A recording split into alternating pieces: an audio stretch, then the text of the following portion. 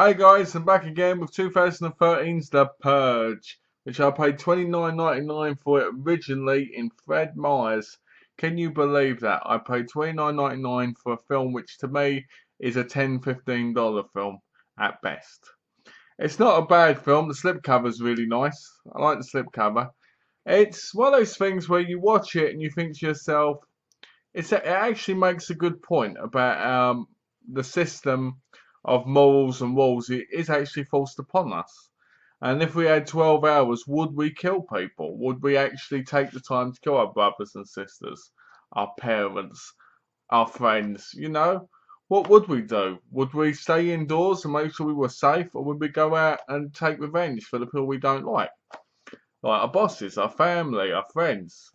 Because we all deep down have a deep anger towards somebody in that list, and whether or not we want to kill him or not is a different story. So the film stars Ethan Hawke, Lena Headey, which I forgot was in it, Max Burkholder, Adelaide Kane, Edwin Hodge, Rhys Wakefield, Tony Oller, and the rest don't really matter. So basically the film starts off with Ethan Hawke driving his car, and he's talking to somebody on the phone. I think it's his receptionist or something. And he goes on about how they got the job done together. So then he drives up and he sees his Chinese neighbour. I think he's Chinese. And he says to him, "You get one last walk in before the purge?" And he goes, "Oh yeah." So he pulls in home with his flowers, which show that he supports the purge because you have to get certain flowers to prove it. And he gets in, and his wife basically sees the other neighbours, and you hear them all talking, and they give him cookies and all that stuff. So they're indoors, and basically Adelaide Kane, who plays Zoe Sandin, she basically has a boyfriend. She makes out with him, and you think he leaves, but he actually stays there. So they're having dinner, and they're talking, and they casually go, "Oh, it's nearly 7. We need to start locking up." Now, that's one of my first problems with the movie. You know the purge is going to start at 7. You know that there's going to be killers walking around ready for the purge to start. So why would you casually be like, "Oh, it's nearly 7. Let's all go in the room and close the shutters down together"? You'd been there a lot longer before that. Well, a lot earlier before that. So that you could actually close it up, wouldn't you? So they go in there, they sit down, he presses the button, boom, boom, boom, goes down, goes, "Oh, I didn't know they'd be purging together on these big cameras," because you see these people outside. Then you get the message, there won't be no police, no paramedics, no firefighters for 12 hours. And I was hoping they'd sing the national anthem, America the Beautiful, but no, that didn't happen. They should have gone like this, but they didn't. And so it locks up. So Zoe goes up to her bedroom and she finds her boyfriend in there with her. And he goes, "Woohoo!" And he says he wants to talk to her dad. Does he? Because it's purge night. Does he want to talk to her dad? Or does he want to try to kill him? So basically, little Charlie, being stupid, is a bit of an engineer, makes a robot thing he can control with with vision where he can see through these glasses.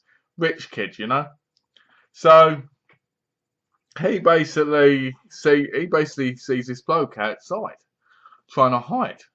This homeless bloke. In the film, it's called a bloody stranger.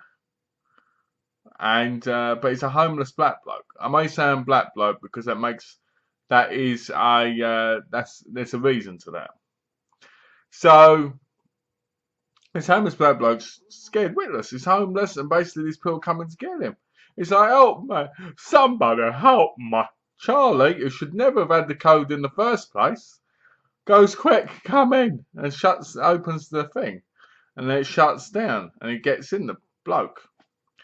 Well, everybody's not happy about it, and basically the stranger disappears in the home. At the same time the stranger's about to disappear, Zoe's boyfriend comes down, pulls out a gun, and basically shoots at James and Ethan Hawke. Well, Ethan Hawke has actually got a gun just in case something bad happens, and he kills her boyfriend by shooting him. Yes, he kills her boyfriend. Not on purpose, just shooting back, because he's worried he killed his daughter too, but he didn't. So basically, then for the next half an hour of the film, they're looking for the bloody stranger, the homeless guy, and basically, little Charlie wants to help him by finding him with the little robot thing, and James and Mary want to find him so they can tie him up, basically, because what happened? The polite leader in his group of people in the face mask, which is actually quite creepy, go, we want the guy, because it's our purge. We want him. We want to kill him. You took him from us. You've got a certain amount of time, otherwise we're coming in. Right? So you're sitting there thinking, hold on a bit. Charlie, little Charlie, Max Burkholder playing Charlie Sandin. You think to yourself, why the hell would he let in a homeless, bloody stranger into their home? How do they know he wasn't faking being in trouble? How do they know that he's not trying to do his own purge? Is he? So, basically, they're outside and they're dancing around these people in the masks. These polite rich kids, basically, with royal educations, dancing around, going, hey, you know, swinging on swings and kissing and all sorts of things. Well, the polite leader pulls his mask off, and he's played by Rhys Wakefield. Now, Rhys Wakefield in this movie reminded me of a young John Malkovich in the way he was acting. Now, it might sound a bit weird, but he did. So he's very polite, but he's very menacing. He's got that smile, like, and he's very like gives this big speech, and it's so creepy. And you're like, this guy is great in this role. This guy is awesome as a psychotic leader of this group. So they try and find the bloke, and they find him, and they ties him up. Basically, James ties him up. And you're sitting there going, what's he going to do? So basically, they leave him because they can't find him out. Even though the homeless guy says, throw me out and save your kids. He can't find him out, but he keeps him taped up, you know, tied up in the chair. So with 27 minutes left of the film, they decide they're finally going to go in, the group. And you're like, yay, finally, we're going to get some real action instead of this tension of finding the homeless guy. There's some real good bits in it where the polite leader calls for James Sandin to talk to him. Like, we're the same. We come from the same elite group. Just throw him out and we won't do anything to you. Now, I never believed that they would have just let him throw him out. I never believed that. But you never know. So they get a truck and the security system comes off like boom. And you're sitting there going, wow, this security system that he sold to everybody in his neighbourhood, made a big massive fortune on from everybody. Even got a house extension from it, from the neighbours saying. And you're sitting there going, so this security system is actually crap. Because when it first goes down, I thought, wow, this is real enforced, you know, metal. But nope, comes flying off. James grabs hold of his wife Mary and she runs off. And the kids have disappeared. And he's like, what am I going to do? What am I going to do? And basically, Mary hides behind the chair with 2 guns and so forth. The different people come in and out of the place. And basically, one by one, the killers start getting killed off. There's one bit where James Sandin is in this room and he fights one person. Then 2 people come in. He fights them. Another person jumps through a window. It reminds me of a video game. And I'm sitting there going, whoa.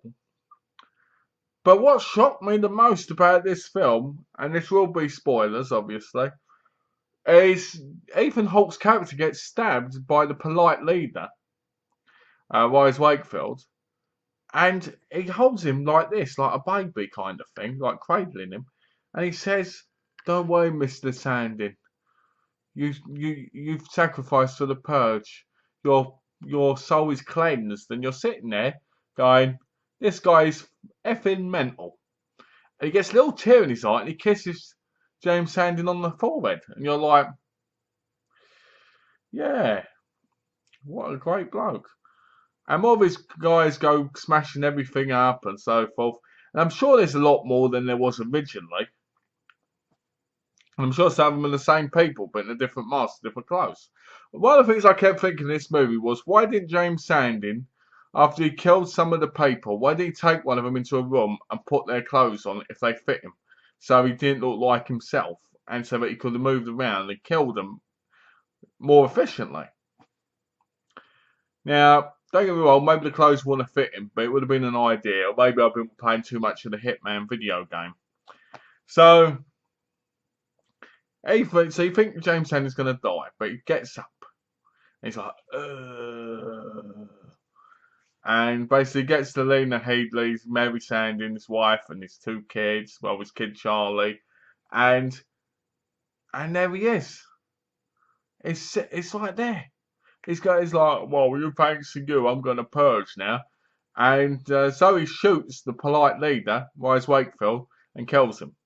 Puts the gun down. But Charlie, a little bit before that, he sees the neighbours shooting them outside. And you're like, yeah, here comes the cavalry, the neighbours. I love these neighbours. And I felt like singing, neighbours, with a little understanding, you can find perfect place. Neighbor. Anyway, terrible singing, but you get the point. So there I'm sitting there, they come in, and you're like, oh, they've saved them. Good one, guys. And then there's the plot twist, which I hated. They went, you're going to be our purge now, Mary. You, Charlie and Zoe, yeah, we're going to kill your kids. And you're like, pathetic. I'd have preferred if it had ended with the other bit, with the guy getting shot. So they're tying up the kids, and the homeless black guy, but everybody thought, oh, this guy's going to turn on them. This guy's this, that guy's this. No. He grabs hold of the female leader, woman. I think Grace Ferrin, I think her name is in the movie. And he shoots another one, and he says, leave him alone. Cut him open. And he lines him up, and he says to Mary, what do you want me to do? Do you want me to kill him? She says no. And you're like, ugh. So they're sitting around the dining table, waiting for it to go 7 a.m. And basically, she moves her head at one point, and the female lead, I think Grace Ferrin, I think her name is in the movie, grabs hold of the gun to try and kill her, and she basically hits her in the face with it. Mary hits her in the face with the gun and breaks her nose. And she goes, there's not going to be any death in here. No more death. And you're like, I kind of wish there was. Because nothing really happened in this movie. I mean, you got like, what? 10 minutes of action? 10, 15 minutes? Which was a big disappointment, if you ask me. Because I wanted to see more. I think that's why Purge Anarchy has got more action in it than this. But the problem with that, in my mind, is I haven't seen it yet. But the problem in my mind is maybe in the second one, there's too much action. I don't know, because I haven't seen it. So I'm going to watch it next with my squeaky chair. So to be honest with you, I thought the movie was silly. I thought it was a real letdown. Like, once the homeless guy's in, they go looking for him, and it's like, come on, give us a little bit more action. And I know the tension's supposed to rise, but it just feels bland. It's thrilling, and there's some suspense there and some tension when it comes to Wise Wakefield's polite leader, because it reminded me of John Malkovich. There's a bit where one of his friends, the polite leader's friends, goes, give us the bloke now, blah, blah, blah, blah, blah. And he just shoots him in the head, like nothing. and says to James Sandin, "That was my friend, you're not. Think about it." And you're like, "Ooh dear." But the action only lasts like 10-15 minutes, and you just sit there going, it's not a boring film by any means. It's one of those films where you watch it and you're like, when's stuff going to happen? When's it going to get better? When's it going to get more to the point? Am I going to enjoy watching it so? Is it going to get better? It does get better. Then you're like, is it going to get even better? No, it's going to go down a little bit. Am I going to get bored of the kids? Yes, I'm going to get bored of the kids. Am I going to get bored of Ethan Hawke's character walking around all the time going like this? Yes. Who's my favourite character in the film? Probably the homeless guy. Probably the homeless guy and Polite Leader, because they're the most interesting. But yeah, so the movie was alright. I mean, it's one of those films where you watch and you're like, yeah, I should have bought this for $10, not $30. Because it looks a lot more exciting than it is. It's not as fun as it could have been. I think it could have been a lot better. But I'm looking forward to seeing The Purge Anarchy to see, you know, if it's much better than this one. I mean, it's not boring. It's just not great. Like, it just doesn't feel exciting, you know? It just doesn't, like, the cover just says everything. Like, oh, yeah, it's going to be creepy. It's going to be scary. Like, I complained about how in The Strangers, the person just sticks his head through the window. In this, Lena Headey's walking, and one of them does it, and I'm like this, and it's just like, oh, you know. So it's an alright film. I recommend giving it a watch once. If you like it, keep it, buy it, whatever, you know. If you see it cheap, pick it up and put in your collection, because that's what I'd do. If I didn't own it and I saw it through like a rental or something, I'd buy it after watching it to put in my collection. Because like I said, it's not a horrible movie. It's just very slow going, and when stuff happens, it lasts for like 10-15 minutes. You know, to me, looking for a guy for like 30 minutes is boring. Especially when it's just in dark corridors in your home. You know? But the main thing about it, I think, was the whole thing about society. You know, about how basically things are bad because the way we're treated. But socialism, is it? I don't know. But society is getting worse, and how we need to do something about it. But because there's rules, we get more angry and we can't vent. And I think that's the part the film was meaning too. But I don't know. I'm going to give it a... What should I give it? What should I give the ranking? I'll give it a 3. Because it was alright. It just wasn't... It's one of those films that I guess you can't go back to and enjoy as much as you did the first time. Because it's just not as exciting and nothing really goes on. Especially, the problem is, and I'll be honest with you, because I review 3 movies a day, and I watch all horror movies, something like The Purge is nowhere as good as maybe something else that's the same, and you kind of tell more. Do you get what I'm saying? So it's a good film, and I recommend watching it. It's just not got anything really going in it. And when it does get going, it's the end practically, and you just sit there going, why couldn't they have done this 10-20 minutes earlier? So we could have got, you know, more action. Like the boy Charlie has a hiding spot. Why didn't they have a scene where he's in that hiding spot and they're looking for him in his room? Do you get what I mean? It would have been a lot more tension rising, a lot more scary, but no. And nobody sees his bloody robot thing going around, flickering its lights. So, yeah, I'll give it a 3 out of 5.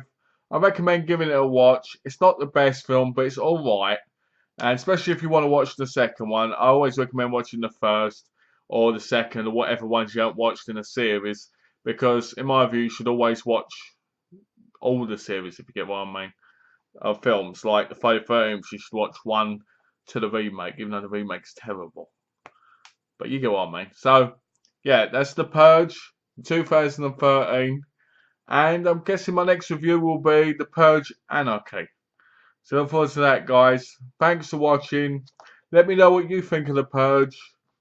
And also, let me know what you think of The Purge. And also, please subscribe and please like the video. So thanks for watching, guys. Take care and have a lovely day. Boom, boom. Yeah. Ho, ho.